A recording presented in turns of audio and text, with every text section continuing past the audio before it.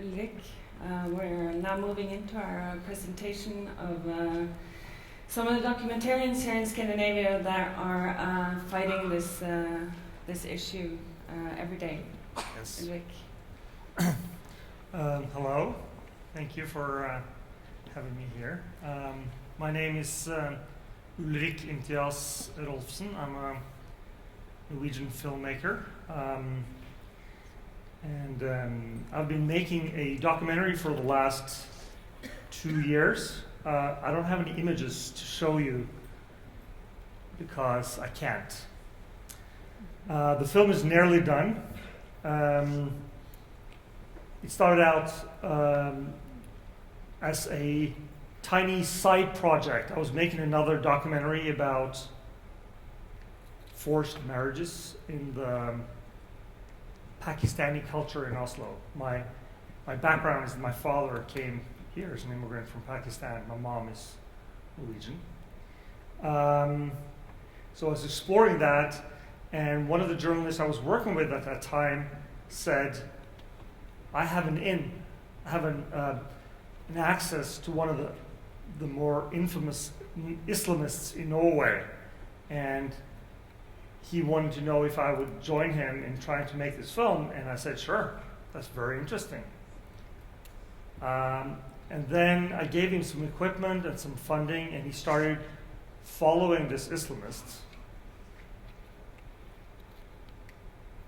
And for about a year, that happened, and I did other things. And then 2015 started with a bang in Paris, Charlie Hebdo. And our character that we were filming was publicly speaking to defend the Charlie Hebdo terrorists. And we started to feel a little nauseous and ill about who we were filming. But still, I felt it was really, really important to film the inside of his operation, and who he talked to and how he operated. And it became clear that he was not anymore only a person who was speaking his thoughts, but he was also acting upon them.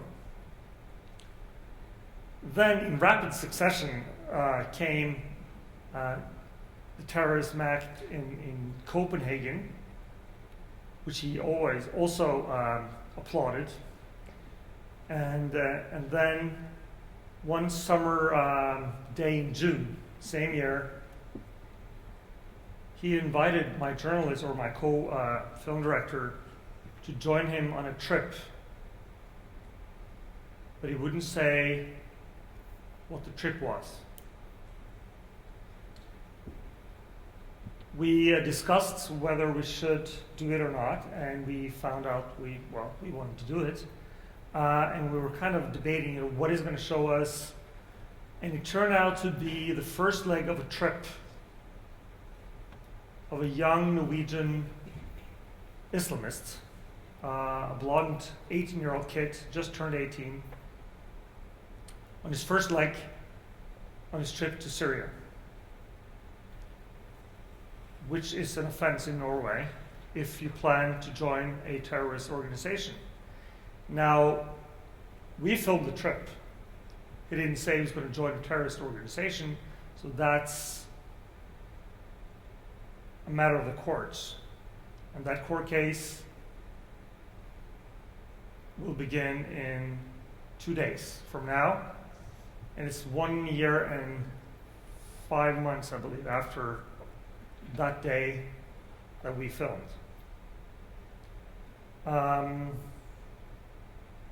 We filmed without our knowledge. As soon as he was dropped off at the airport in Sweden, he was arrested.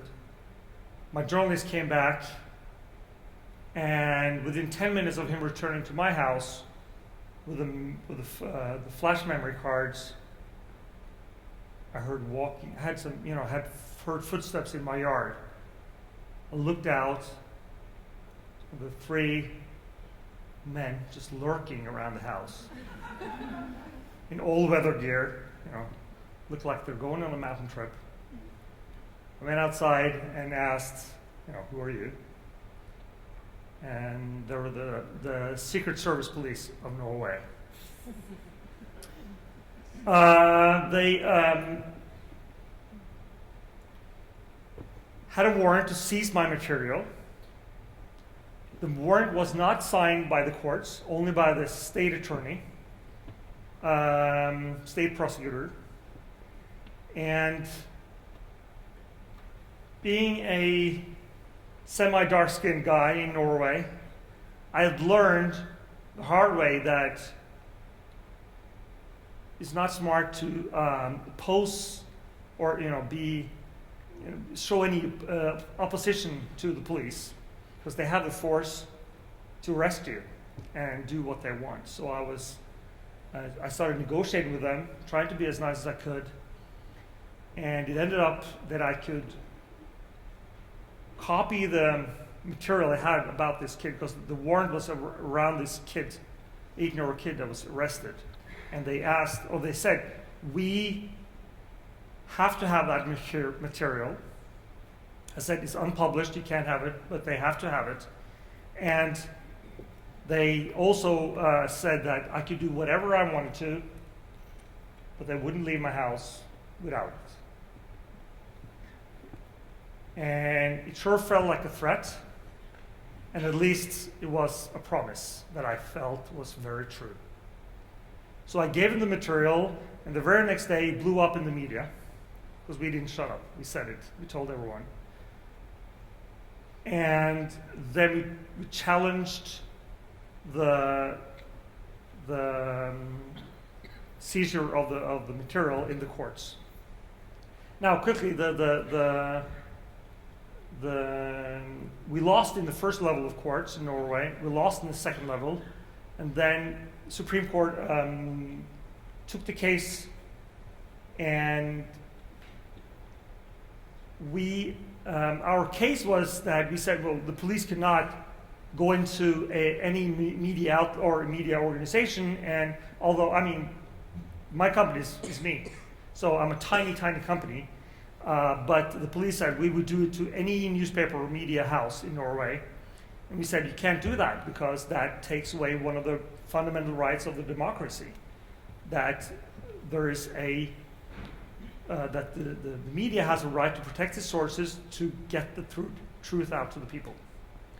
Happily, Norwegian Supreme Court agreed with us, and we won a landslide victory in the Supreme Court. All 5 judges voted with us. And one of our biggest, the thing we said is that if the police are allowed to do this will mean a chilling effect of all the sources of media in Norway. And we saw the sources drying up in our film, because all the Islamists in our film said, you don't want to be in the film anymore. And we're still struggling with that a year after, and we're finishing up the film, and hopefully it will be done, and hopefully we will be able to publish it very, very soon, within maybe even weeks. So that's my story.